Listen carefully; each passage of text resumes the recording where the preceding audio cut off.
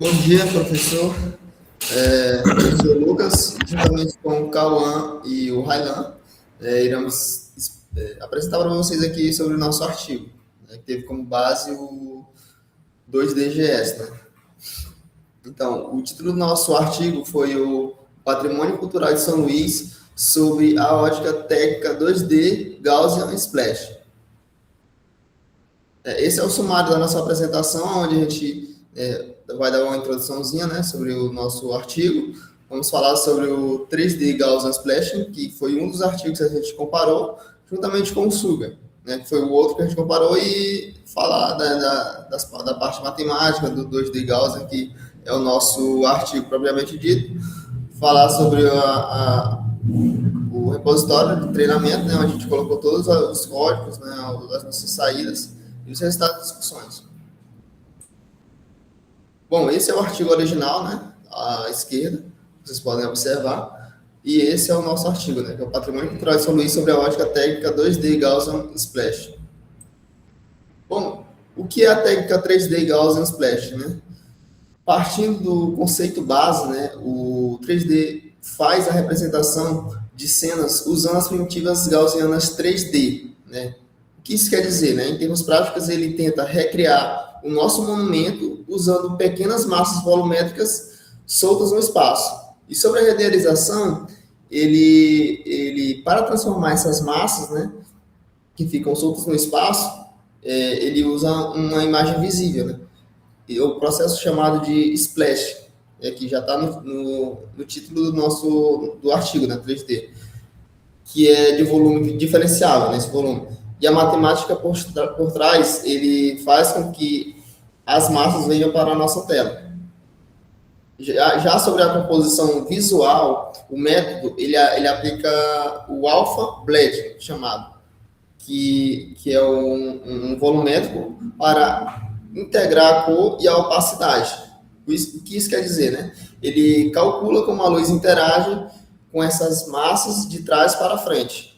E, por fim, os parâmetros, né, que todo o sistema ele é baseado em 3 pilares de Gaussiano, né? A localização, a escala e a rotação no espaço 3D.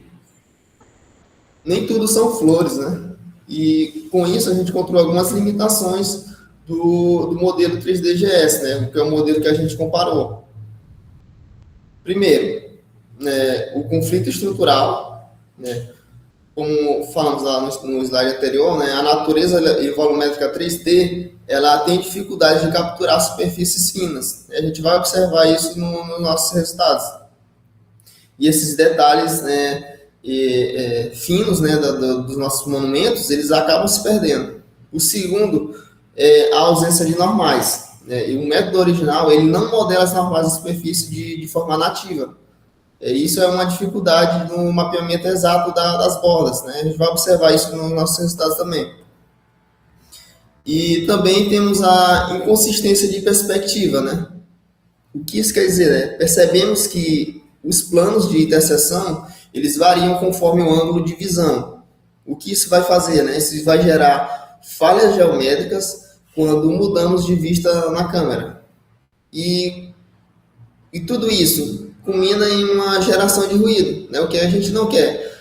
Então, a precisão ela é limitada na projeção e isso resulta em reconstruções mais ruidosas e com pequenas imperfeições visuais. E agora, tratando da outra técnica que a gente fez a comparação, é a técnica o Suga, né? O Suga ele é uma evolução do 3DGS. Então, olhando para o primeiro tópico, né, que seria essa evolução, o foco dessa rede é específico em trazer maior consistência geométrica para a cena, né? Enquanto o 3DGS ele tem dificuldade lá com as normais, né? A estrutura fina lá das bordas dos nossos monumentos.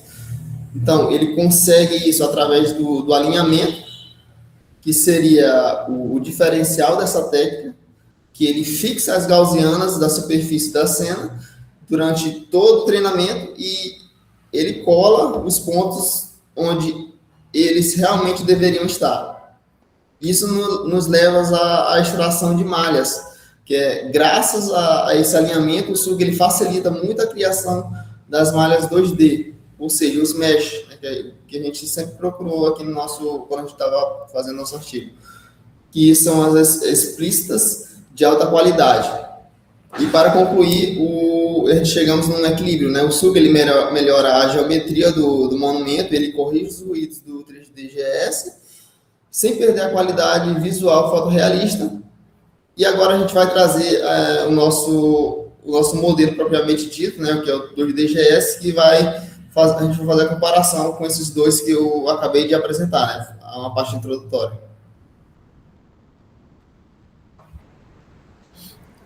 Bom dia, professor. Meu nome é Railan. Eu vou prosseguir com a explicação sobre a nossa técnica principal, né, do paper, que é o 2DGS, o 2D Gaussian Splat. Pode passar, Lucas. Bom, a pergunta mais óbvia sobre essa técnica é saber o que é o 2D Gaussian, né?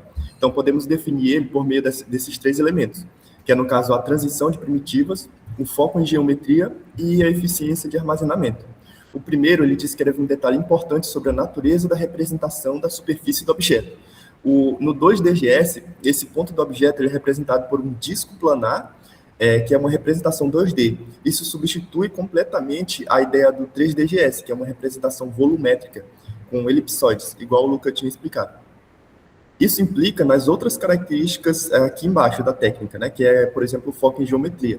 Com esses discos elípticos, o modelo consegue estimar as superfícies refinadas de uma cena, eliminando, no caso, a ideia de ter o 3DGS e depois ter o Sugar para fazer esse refinamento. Imagina, por exemplo, que a gente está estimando o objeto gato, e aí o gato tem aquelas barbichinhas. Então, a representação seria mais fiel no 2DGS. Nesse sentido, o 2DGS evita um problema criado no 3DGS, que são as inconsistências em múltiplas visões, que o Lucas explicou. Que eu vou explicar um pouco mais na frente, quando a gente estiver falando sobre a parte matemática. Sobre a eficiência e o armazenamento, o 2DGS acaba demandando muito menos tempo de treinamento e o resultado final do modelo treinado pesa muito pouco em relação às outras técnicas, né? Justamente por essa nova geometria de representação, de ser 2D ao invés de 3D. Para entender melhor o 2DGS, como que ele se sai melhor, a gente vai ver um pouco sobre a modelagem matemática por trás. Pode passar, Lucas. Os parâmetros fundamentais que o modelo leva em consideração quando precisa mapear as coordenadas da foto para as coordenadas do espaço são esses aqui, né? Então, a gente tem os parâmetros fundamentais, que é o PK, o ponto central da primitiva. Imagine que o PK é como se fosse um ponto no espaço que faz parte da superfície do objeto. A partir desse ponto, a gente consegue traçar dois vetores importantes, que é, no caso, esse TU e esse TV, que vão definir as características do disco com relação à curvatura, por exemplo, do objeto. A partir desses dois vetores é possível encontrar o vetor normal, que ele tem grandes implicações no problema das inconsistências de múltiplas visões, do 3DGS. No caso do 2DGS, esse vetor ajuda a fixar um ponto na representação que vai garantir que o computador não se perca quando ele tente calcular a representação do objeto quando a gente muda o ângulo da câmera, né? Então, no 3DGS, toda hora o computador tem que ficar recalculando. No 2DGS, essa informação já é fixa nesse vetor normal, e aí na hora que você vira o ângulo da câmera para visualizar o objeto em outra perspectiva, a gente não tem esse problema de inconsistência. Tá. A matriz homogênea, ela é a principal magia, né, por trás do mapeamento do objeto na imagem para o espaço 3D, porque ela leva em consideração esse ponto PK, que faz parte da superfície, a matriz de rotação, que é calculada a partir dos vetores dos vetores TU e TV e a normal. Já a avaliação da gaussiana, ela está relacionada com a renderização do objeto, que ela determina o nível de suavidade entre cada ponto do objeto para evitar que a imagem pareça ser mais homogênea, para que ela não pareça ter ruídos. Pode passar, Lucas. Aqui a gente consegue ver a modelagem em termos matemáticos em forma um pouco mais abstrata. Mas, na primeira imagem, a gente tem a representação do disco planar, que é de acordo com a geometria do objeto, na imagem, a gente vai definir as informações dos vetores que eu falei, que é o TV, o TU e a normal.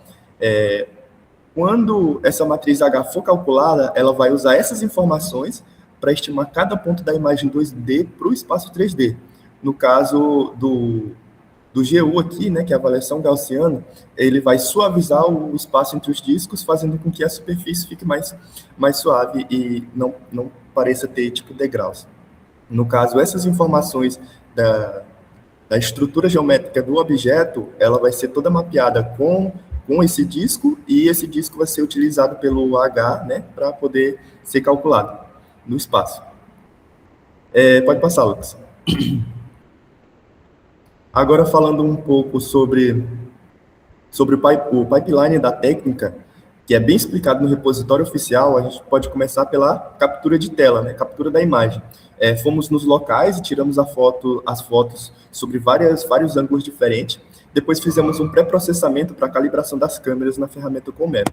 Depois a gente iniciou o treinamento da cena, que é feita pelo script de treinamento dentro do repositório, e depois de treinar a cena, a gente conseguiu extrair a malha para que a gente pudesse visualizar o resultado final do nosso objeto, e depois calculamos algumas métricas quantitativas, né, que também é utilizando outro script do repositório. Pode passar, Lucas. Bem, para finalizar agora, eu vou mostrar um pouco sobre o repositório de treinamento, né? Então, a gente trabalhou tudo no Google Colab e acabou trazendo aqui tudo para o repositório no GitHub, onde a gente tem os scripts, os códigos que vão preparar o ambiente de treinamento e treinar as cenas. A gente tem o dataset, que é o zip com as imagens também já calibradas para facilitar a reprodução. Eu vou compartilhar minha tela aqui rapidinho para mostrar o GitHub.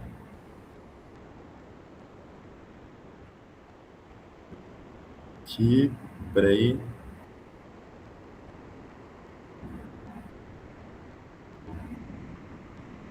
Tá dando para ver aí? Vocês podem falar aí, só para confirmar. Tá dando para ver? Porque eu estou na outra tela. Beleza. Então, aqui é o nosso repositório, né? O repositório de Antiguidades Urbanas de São Luís para computação gráfica. E aí a gente tem os 3 arquivos, né? Para fazer a comparação. Então, a gente tem o 2DGS, o principal, o 3DGS e o Sugar. Então, no 2DGS, vamos ver se ele carrega aqui. Ele mostra o passo a passo primeiro para preparar o ambiente de treinamento, com cada linha de código aqui, cada célula, né? Então, ele vai instalar as bibliotecas, instalar as dependências e vai instalar a aceleração por GPU, né? E aí, mais embaixo, a gente vai extrair daquele zip as imagens, né? Pré-processadas, e depois, cada objeto ele vai ter 3 etapas de treinamento. Primeiro, para ele treinar as gaussianas, depois para ele extrair o mesh, e depois para ele calcular as métricas, que a gente vai apresentar como resultado. Do mesmo jeito é o 3D Gaussian, né? 3D Gaussian, 3D e o Sugar. E eles também vão ter os mesmos passos. A gente vai preparar o ambiente e vai ter os scripts dentro do repositório que vão treinar a cena. Aqui embaixo no repositório também a gente dá uma breve descrição sobre o nosso trabalho e como ele é importante para a questão das antiguidades urbanas. É isso, pode passar.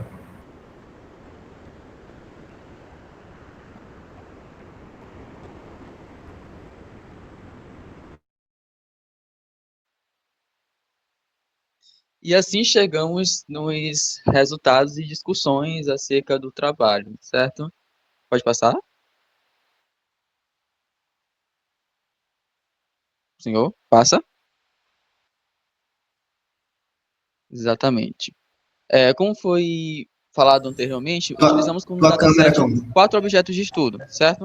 A primeira, onde foram avaliados esses 4 patrimônios históricos aqui de São Luís. A primeira é a estátua do Arthur Azevedo, localizado lá na Praça Deodoro. Também temos o leão, a estátua do leão, do Palácio dos Leões, também no Centro Histórico de São Luís. Temos o canhão histórico, que está localizado lá na Avenida Beira-Mar. E também o poste tão característico do Reviver. Levando em consideração também que cada objeto de estudo, foi utilizado nos 3 métodos que foram apresentados anteriormente, ou seja, o 3DGS, o Sugar e o 2DGS, que é o nosso cerne do trabalho. E também podemos dizer que, após o treinamento desses 3 métodos, para esses 4 objetos, né, foram utilizadas 2 análises que pode ser levadas em consideração, que é uma quantitativa, que foi utilizando as métricas objetivas, e uma qualitativa, que foi feito por meio da inspeção visual das reconstruções que foram geradas pelos algoritmos. Pode passar. Aqui, primeiro, temos uma tabela, né, falando sobre as métricas que foram levadas em consideração justamente para a avaliação desses métodos, né? A tabela foi confeccionada, foi construída por nós mesmos, e aqui temos 5 métricas, né? A primeira métrica é o PSNR, que é a métrica que vai dizer está relacionada à fidelidade da reconstrução, ou seja, o quão essa imagem, essa reconstrução está condizente com a imagem original. Também temos a parte do SSIM, que é justamente a similaridade estrutural, que diz respeito à forma do objeto. Se a forma reconstruída ela tem a ver bate com a foto original. E também temos o LIPIPS, que é justamente relacionado à similaridade perceptual. Mas também temos o que levamos em consideração também o tempo e o tamanho, que também foi levado em consideração no artigo original, certo? Onde o tempo tem o objetivo de indicar o nosso custo computacional, e o tamanho, o armazenamento, o tamanho dos modelos. Pode passar. Aqui temos outra tabela, que é uma tabela que foi resultado do nosso experimento, né? Onde é justamente a tabela do tempo e do tamanho dos modelos gerados a partir dos métodos avaliados, certo? Ou seja, a partir de cada modelo, 3DGS, o Sugar e o 2DGS, certo? A primeira parte da tabela aqui, temos a parte do tempo, com cada objeto de estudo, e a segunda parte da tabela tem o tamanho, né? E com cada elemento do estudo. Beleza, aqui a gente pode ver que o 2DGS, ele apresentou os melhores tamanhos, né, de modelo, em que todos esses objetos avaliados, eles foram reduzidos aproximadamente ali pela metade do tamanho de armazenamento em relação aos demais, ou seja, ao Sugar e ao 3DGS.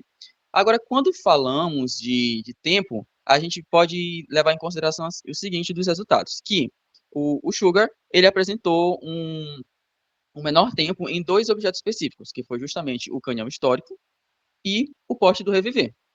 Enquanto o 2DGS, ele apresentou um menor tempo quando o objeto foi a estátua de Arthur Azevedo e o leão do Palácio dos Leões.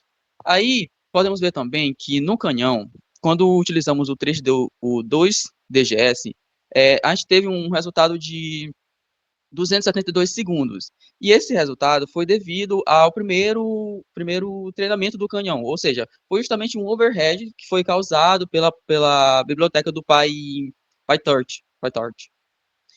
Assim, a gente pode ver também que um aspecto importante dessa análise é justamente o custo computacional, né? Onde o 3DGS eliminou significativamente, quase pela metade, o tamanho dos modelos, né? Como pode ser visto aqui, que eu já falei, e também que o Sugar ele apresentou alguns resultados melhores do que o 2DGS, certo?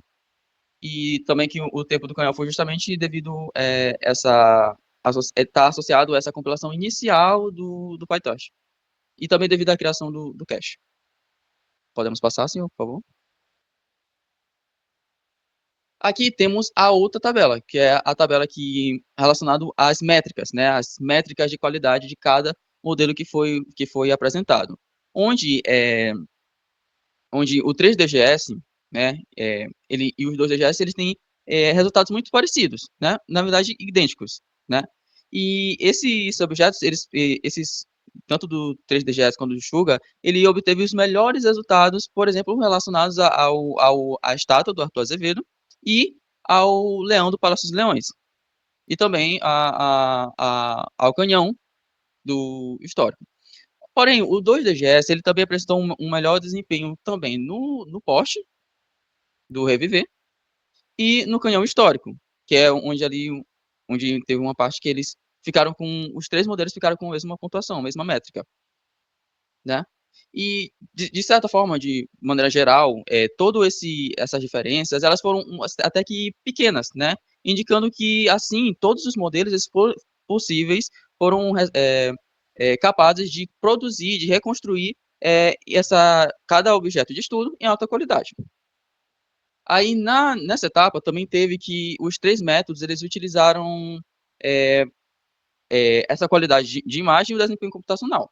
Beleza. Na primeira tabela, de maneira geral, que foi a tabela anterior, a gente pode ver que as principais vantagens do 2DGS foi justamente a redução do tamanho dos modelos, né, em quase 50%, né, como pode ser falado aqui.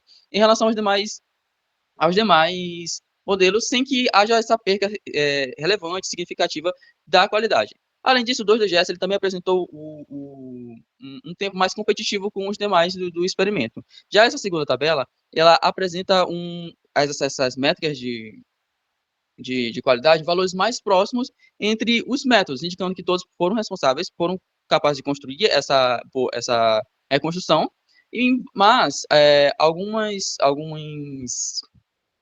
objetos do 3DGS ele levou essa certa 3DGS, o Sugar, né, levou essa ligeira vantagem, enquanto em outros, o 2DGS ele obteve melhores resultados. Próximo slide. E aqui chegamos à parte das imagens, né, os resultados especificamente, certo? Aqui a gente separou um do lado do outro, né, para poder realizar melhor essa análise, né? Onde na primeira coluna temos a imagem original dos objetos, a segunda coluna é quando utilizamos o 3DGS, a terceira coluna o Sugar e a última coluna é o 2DGS, que é o cerne do nosso trabalho. Aqui podemos ver que no Arthur Azevedo, todos os modelos eles conseguiram fazer boas reconstruções, né? Apresentou todas as boas reconstruções. Porém, também temos no Leão, do Palácio dos Leões, que o Sugar principalmente o 3DGS, principalmente o 3DGS, que ele não conseguiu utilizar, por exemplo, aquele escudo que o leão carrega. Então, o escudo que o leão carrega, o 3DGS não foi capaz de modelar de forma precisa. Diferente do Sugar e do 2DGS, que ele apresenta os melhores, que teve uma melhor preservação dos resultados e dos detalhes. Próximo slide. O canhão. O canhão, ele praticamente não teve uma diferença muito relevante. Todos os três modelos, eles conseguiram reproduzir o canhão de forma bastante satisfatória. Porém, aí que vemos a questão do que o Lucas falou, que o 3DGS, ele não consegue, digamos, ele tem dificuldade em reconhecer quando os objetos são muito finos. E é justamente aqui que podemos ver no lampião de época, onde o lampião do RV, ele é justamente o que foi o caso mais interessante, porque ele perdeu essa geometria no 3DGS da estrutura, mas o 2DGS e o Sugar, eles conseguiram preservar todo esse formato do poste.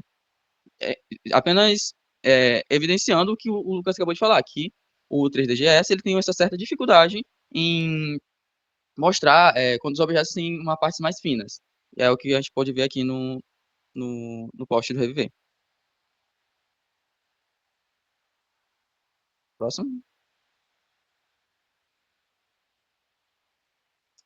E aqui a gente vai mandar junto com esse vídeo o link do repositório e o link do Overleaf com tanto a versão em português quanto a versão em inglês do nosso artigo.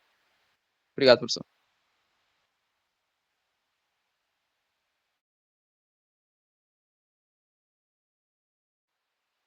E também aqui temos todas as nossas referências que utilizamos, tá? Tendo tanto aqui quanto no artigo.